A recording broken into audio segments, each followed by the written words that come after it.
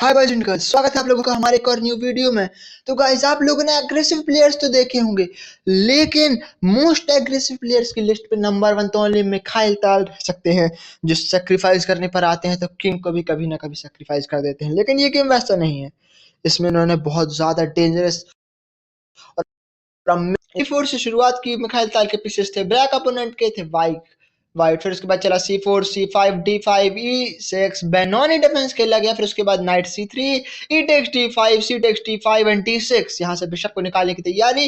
Night F3 G6 E4 bishop G7 and both side castle. फिर उसके बाद चला रुक E8 night D2 night A6, night को C7 पर ला करके फिर पॉन्स को अप करने की तैयारी थी।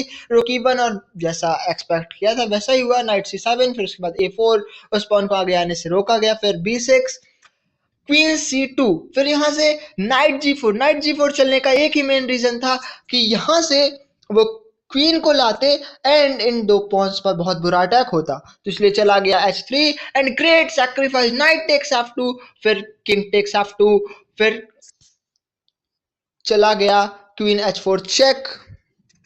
फिर उसके बाद चला किंग F1, फिर बिशप D4 रुक D1, फिर queen takes H3 bishop F3, फिर उसके बाद क्वीन H2।